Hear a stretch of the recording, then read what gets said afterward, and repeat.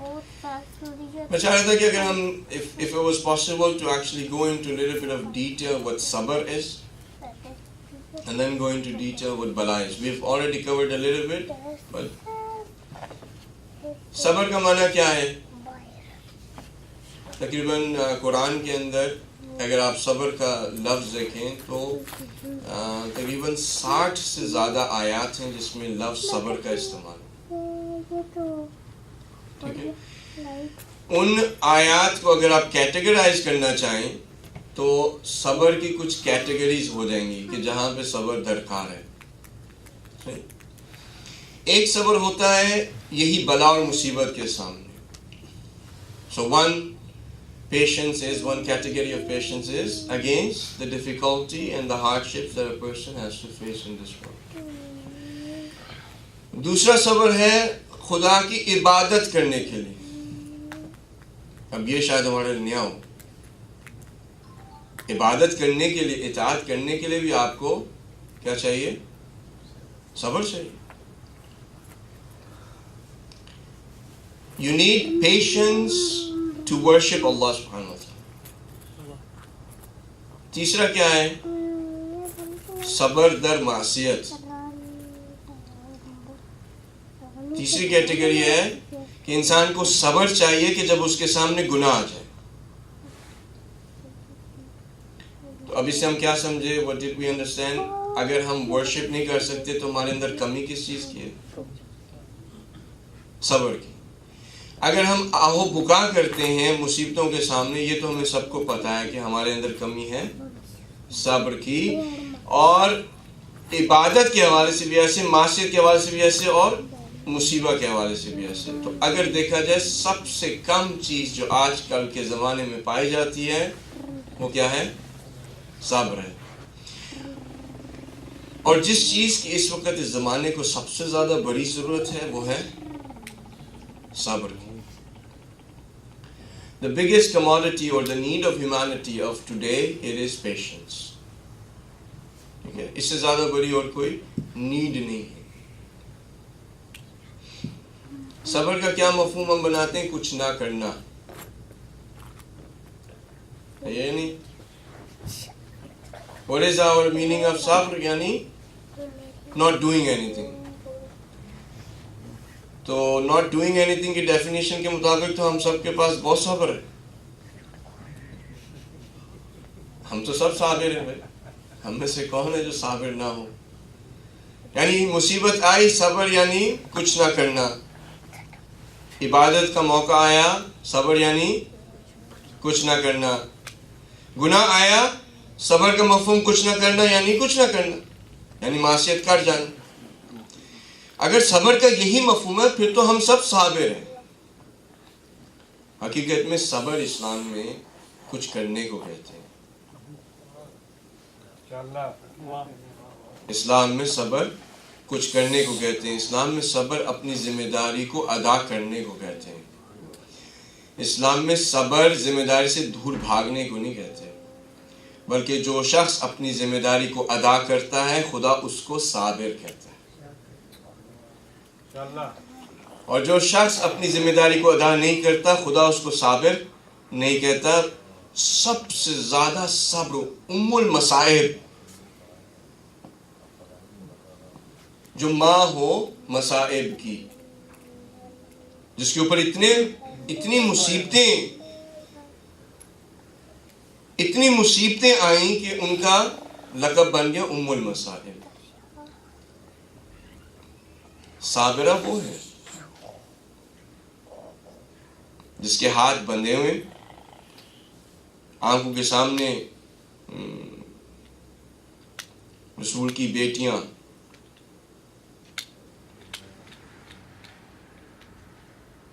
کچھ نہیں اپنے وقت کے یزید کے سامنے ظلم کے خلاف آواز، خدا کے دین کی تبلیغ، لوگ جو سو چکے تھے ان کے دلوں کو جگانا، جو علی کی عظمت کو بھول چکے تھے ان کو علی کے لہجے میں اس کی عظمت کو بتانا. اس وجہ سے صابر ہے. اگر آہ و بکا کی بھی، اگر گریا بھی کیا تو اس کے پیچھے بھی فلسفہ تھا کہ گریا کریں گے، مجلس کو برپا کریں گے تو بعد میں آنے والے حسین کی عظمت کو، اس کی قربانی کو، میرے بچوں کی قربانی کو پہچانیں گے۔ جب کہا جائے کہ دیکھا تمہارے ساتھ کیا ہوا، بی بی کیا کہتی ہو؟ ہم نے سوائے خوبصورتی کی اور کوئی چیز نہیں دیکھی، ہم نے کربلا کے میدان میں خوبصورتی دیکھی ہے، خدا کا جمال دیکھا ہے۔ یہ صبر ہے۔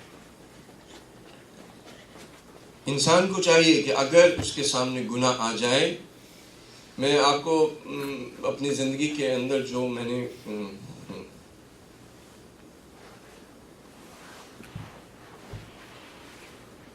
کوشش کی ہے، میں یہ اس کا بتا رہا ہوں۔ اگر آپ کے سامنے گناہ آ جائے، جس صابرہ کا آپ سہارا لے سکتے ہیں اس کا نام لے کے، اگر گناہ آ جائے بیوی کو پکاریں، بیوی کا نام لیں، بیوی پہ سلام بھیجیں۔ اگر آپ وہ گناہ کر گئے، آپ سے وہ گناہ نہیں ہوگا۔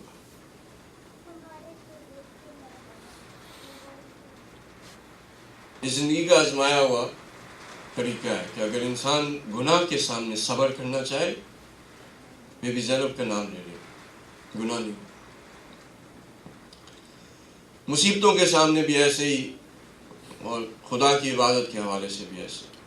آپ کو پتا کہ امام حسین نے بی بی زینب سے کہا تھا کہ بہن مجھے نا اپنی نماز شب میں نہ بھول۔ امام وقت جس بی بی کو التجا کر رہا ہے دعا کی کہ مجھے آپ کی دعاؤں کی ضرورت ہے، مجھے نماز شب کے اندر نہ بھولنا۔ عبادت وہ ہوتی ہے جب قیدی انسان ہو اور قید خانے کے اندر خدا کے سامنے اپنے سر کو جھکائے۔ صبر ہمیں نہیں آیا ابھی تک۔ امام حسین کی اذان ہمیں صبر سکھاتی ہے، روزہ ہمیں صبر سکھا رہا ہے۔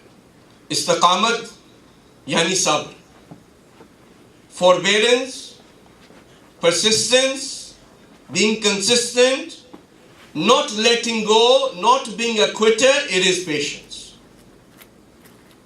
اس کے علاوہ اگر استقامت نہیں ہے تو صبر نہیں ہے۔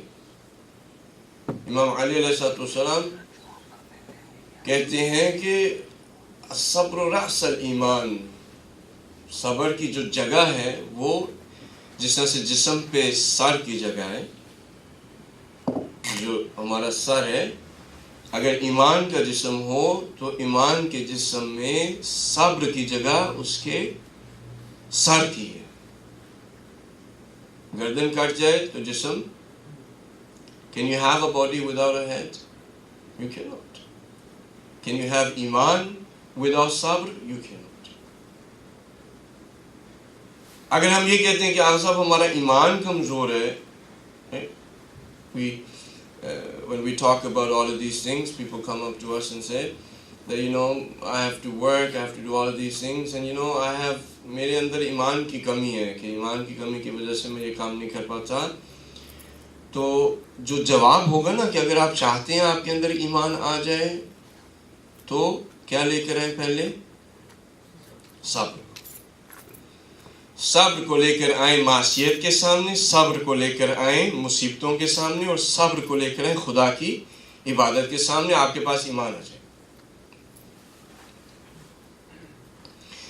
اور اگر نہیں آیا اس میں تو جان جائیں کہ پھر ایمان بھی کیا؟ صلوات پڑھ دیں۔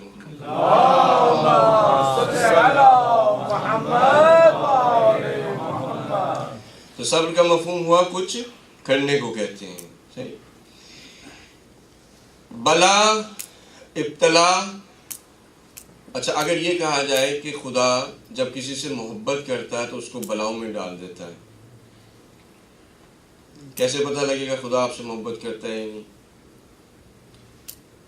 کیسے پتہ لگے؟ انسان کا سوال ہوتا ہے نا کہ how do I know that Allah subhanahu wa ta'ala loves me؟ How do I know that He has accepted my prayers, He has accepted me as a slave? کیسے سے پتہ لگے؟ کیسے پتہ لگے کہ خدا آپ سے پیار کرتا ہے؟ تو اسلام کے اندر خدا کا پیار جتنا زیادہ ہوتا ہے جس شخص کے ساتھ، اتنی اس پہ بلا آتی ہے. عجیب نہیں ہے؟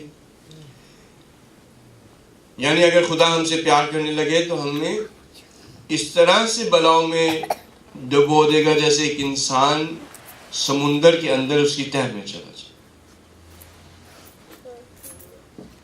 خدا اگر کسی سے پیار کرے تو اس کے پاس بلا ایسے بھیجے گا جیسے وہ شخص جو کہ شہر کو چھوڑ کے جا چکا اپنے رشتہ داروں کو جب یاد کرتا ہے تو تحفہ بھیجتا ہے.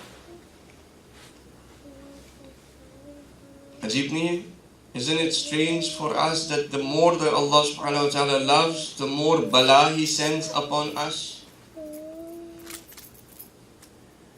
بلا مصیبت کو نہیں کہتے، بلا امتحان کو. تو جیسے جیسے اللہ سبحانہ و تعالیٰ کا پیار ہم سے بڑھتا ہے، کیا کرتا ہے؟ وہ ہمیں اور امتحانوں میں ڈالتا ہے، اور جتنا زیادہ پیار بڑھتا ہے اس سخت امتحانوں میں ڈالتا ہے. امام حسین کے ساتھ اب آپ دیکھیں خدا کو کتنا پیار. امام حسین نے جو امتحان دیے ہیں تاریخ انسانیت کے اندر اس طرح سے کسی نے امتحان نہیں دیے. اور جس انداز میں سختی امام حسین صلی اللہ علیہ وسلم کے پاس، جس انداز میں ان امتحانوں کی سختی آئی ہے کسی اور کے پاس نہیں آئی. اور جس احسن طریقے سے امام حسین نے ان امتحانوں کو پاس کیا ہے کسی اور انسان نے. محبت کی نشانی ہے. ہم امتحان خدا سے کیا کرتے ہیں؟ بھاگتے ہیں. نہیں وہ اسٹوڈنٹ کس ٹیچر کو سب سے اچھا ٹیچر سمجھتا ہے؟ جو اس کا امتحان نہ لے. وہ کہتے ہیں جی یہ آغا صاحب بہت اچھے ہیں. کیوں اچھے ہیں؟ Why are they so good? He never gives us any tests. If there is a teacher who every week, every other day gives a pop quiz, تو بندہ ایکسپیکٹ نہیں کر رہا کہ ٹیچر امتحان دے گا وہ پاپ کوئز دے دے، تو وہ ٹیچر اتنا پسند نہیں آتا.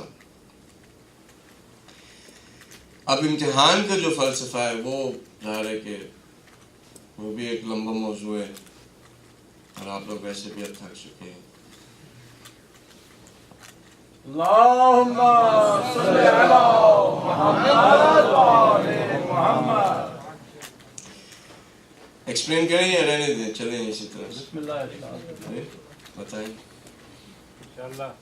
اللہم صلی علی محمد و آل محمد. نعرہ حیدری. اس دنیا کے اندر ایک ہی پیپر خدا نے دیا ہے، ٹھیک ہے؟ سمرائز کر کے جلدی جلدی گزر جاتے ہیں. خدا نے اللہ سبحانہ wa ta'ala only tests us on one thing. He does not test us on many things. He only tests us on one thing. خدا کی اس دنیا میں، اس کائنات کے اندر اس امتحان کا موضوع ہے ایمان. اس کا ہر امتحان کس موضوع کا ہوتا ہے؟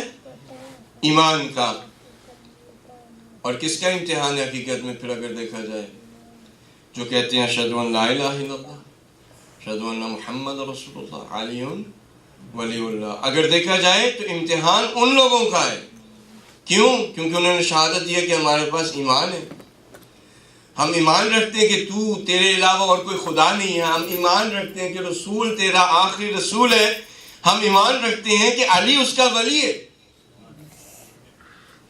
تو پیپر تو ہمارا ہے، باقی تو سب ہمارے پیپر کے اندر بیچارے پھنسے ہوئے ہیں.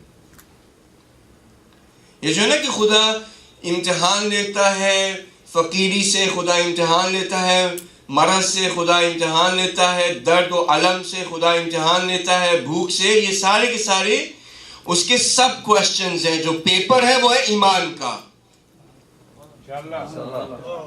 جو پیپر ہے وہ ایمان کا ہے. یعنی اگر بھوکا ہے تو دیکھیں گے کہ ایمان اس کی مدد کیا کرتا ہے. اگر فقیر ہے تو دیکھتے ہیں کہ ایمان کیا مدد کرتا ہے. اگر دولت رکھتا ہے تو دیکھتے ہیں کہ ایمان اس کی کیا مدد کرتا ہے. یعنی ایمان کے پیپر میں پاس جنت, ایمان کے پیپر میں فیل.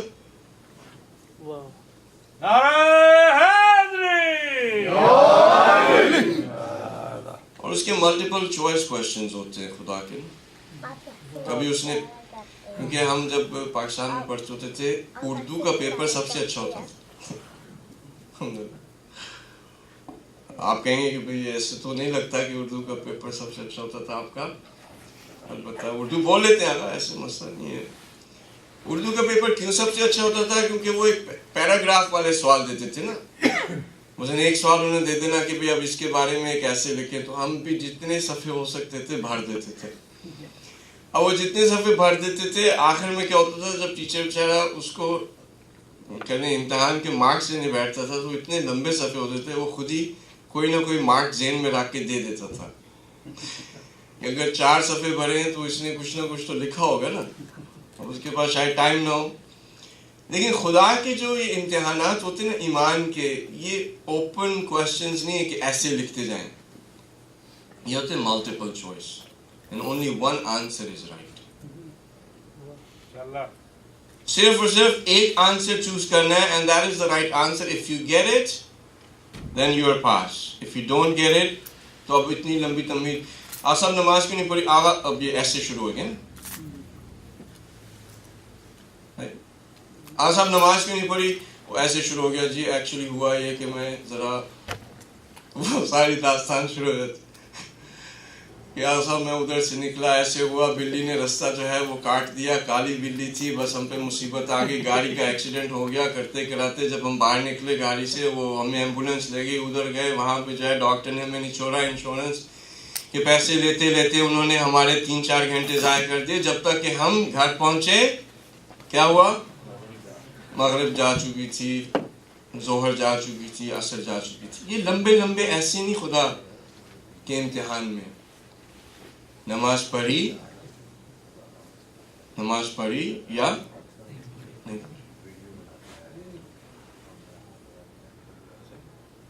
تو خدا کے امتحان صرف اور صرف ایمان کے علاوہ کوئی وہ امتحان نہیں لیتا. اور ہر سوال اس کا ملٹیپل چوائس ہے. ہر کسی کے پاس اختیار ہے اس چوائس کے اندر ایک چیز کو انتخاب کرنا, اور روز محشر میں اسی کی ٹیلی ہوگی. ہمارے استاد کون ہیں ایمان کے امتحان میں؟ امیر المؤمنین.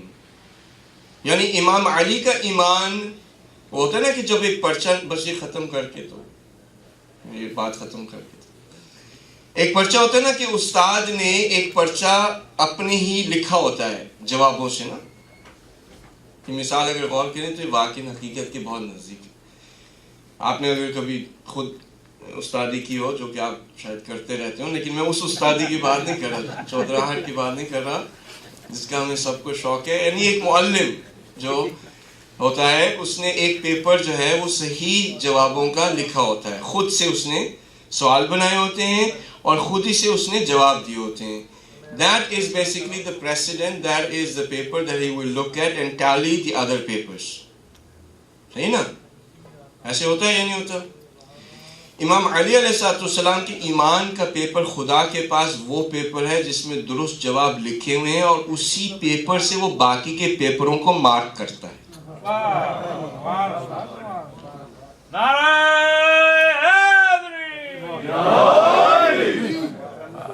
ایمان کے پیپر جو امام علی نے دیا